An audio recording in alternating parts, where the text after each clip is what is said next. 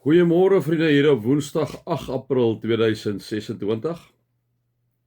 Klein Saterdag, ek sê in hierdie April maand sal ons nou baie lang naweek en goed, so mag dit vir julle ook 'n goeie dag wees vandag, 'n dag waarop julle vriende wat ons gister vir mekaar ook gesê het, God 'n prioriteit maak, om die woord te lees en om te bid 'n prioriteit maak. Vriende, ek gaan dit vir julle en vir myself wil ek dit aan mekaar vir julle sê, om 'n lewende verhouding met God te hê, om dit 'n prioriteit te maak, beteken ek en jy moet ons woord lees en hoor wat God vir ons sê en in gesprek gaan met hom na aanleiding van die woord. Die oomblik wanneer dit 'n prioriteit is ons terug by Psalm 139, want dan gaan ons beleef God omsluit ons van alle kante, hy weet alles van ons af, en hy lei ons ook vanuit hierdie bron, liewe vriende, van kennis, hierdie bron van teenwoordigheid, hierdie bron van daar wees, God in sy almag, God wat reg deur ons sien, God wat ons omsluit van alle kante af. As ons in hierdie close verhouding met hom is, begin die Heilige Gees deur ons werk, vriende, en begin ons gedrag verander. As ons iets anders 'n prioriteit sit en hierdie prioriteit afskeep, dan raak dit nie meer 'n lewende verhouding met God nie. Dit raak ook nie meer die eerste belangrikste ding wat jy moet doen nie, maar iets anders raak belangrik. Begin daardie iets natuurlik ook jou gedrag bepaal, né? En dit is waar die sonde mag gewoonlik in by ons almal se lewens. So gaan dit nog baie vir julle sê, omdat ons almal maar daarmee stryd het. Ons sukkel daarmee. Ons met mekaar as kinders van die Here die heeltyd herinner, vir mekaar die heeltyd vra, hoe gaan dit met jou omgang met die Here in die Bybel? Nie hoe gaan dit met jou Bybelstudie nie. Dit voel dis net 'n studie van die Bybel. Dit is nie dit nie.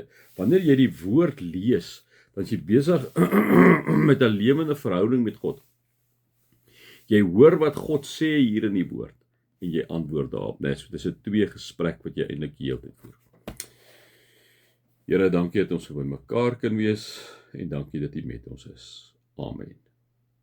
Vriende, mag julle inderdaad genade en vrede en oorvloed beleef, omdat julle God ken, Jesus ken en die Heilige Gees ken. Ek gaan aan met Psalm 139 en maak klaar vandag, vriende. Is so 'n pragtige Psalm, julle weet dit. Ek gaan nou nie weer dit alles lees nie. Julle kan gaan lees, ek het tot by vers 12 gelees en dan kom sê Dawid, hy sê, U het my gevorm. Dis nou nadat hy gesê het, die duisternis is lig vir God, nag is soos dag vir die Here, waar hy kom sê het, U ken my gedagtes, al reg goed, dan kom sê hy, U het my gevorm, my aan mekaar geweef, in die skoot van my moeder. Ek wil U loof, want U het my op 'n wonderbaarlike wyse geskep.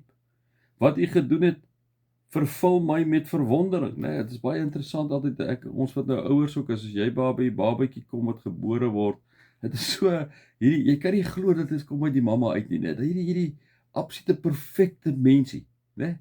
Oortjies in jou handjies en die neusie. Jy kan dit amper nie glo nie, dat hy verborge was die hele tyd daar in die maag en hier kom die babatjie uit, né? Wat hy gedoen het, vervul my met verwondering. Dit weet ek seker. Geen been van my was vir U verborge toe ek gevorm is, waar niemand dit kon sien nie. Toe ek aan mekaar geweef is, diep in die moederskoot nie. U het my al gesien, toe ek nog ongebore was. Al my lewensdae was in die boek opgeskrywe, nog voordat ek gebore is, kom sê Dawid, né? Dawid wat hierdie lewende verhouding met God het. Dawid wat hierdie God ken, liewe vriende, al het sy wiele afgeval. Hy weet dit, God weet alles. God weet alles, en dit vervul hom met verwondering. En dan gaan hy aan en dan loof hy die Here. Hy sê, hoe wonderlik is die gedagtes vir my, o God. Hoe magtig almal van hulle. As ek hulle sou wil opnoem, hulle is meer as wat daar sand is. En as ek daarmee klaar is, sou ek nog steeds met U te doen hê. Net Dawid kom sê net, ons aanbid hierdie wonderlike, almagtige, alomteenwoordige, bo-begryplike God, kom sê hy. As hy tog maar die goddelose, nou hy moes nog maar baie met die ouens te doen wat hom eintlik wou uittaal en skade aan doen. So nou kom hy in hierdie lewende verhouding na God. Wat kom doen hy? Hy kom in die volgende: as U tog maar die goddelose uit die weg wou ruim, o God, gaan weg van my af, julle moordenaars. Dit is hulle wat nog bose planne teen my smee, wat so vals teen my optree. Moet ek die haters dan nie haat nie, Here? Moet ek nie weerstand hê in mense wat teen U in opstand is nie? Ek haat hulle met 'n uiterste haat, want hulle is ook my vyande. Deurgrond my, o God, deurgrond my hart, ondersoek my, sien tog my onrus raak. Kyk of ek nie op die verkeerde pad is nie en lei my op die regte pad. Hierdie ongelooflike aanbidding amper van Dawid, nee, waar hy sê, Here, hoe wonderlik is die gedagtes vir my, o God, hoe magtig hulle almal. As ek hulle sou wou opnoem, hulle is meer as die sand. En dan kom sê hy, en dis daarby ek wil stil staan die laaste versie, kyk of ek nie op die verkeerde pad is nie en lei my op die regte pad. En vriende, ek dink dis die vraag wat ons vir die Here ook moet vra binne in hierdie lewende verhouding. Is om te sê, Here, evalueer my, is ek op die regte pad? Is ek besig om die reg te doen? Here, lei my, staan my by en help U vir my, né? Here, baie dankie dat ons so by mekaar kan wees. Dankie dat U vir ons lief is, dat ons daaraan nooit hoef te twyfel nie. Amen.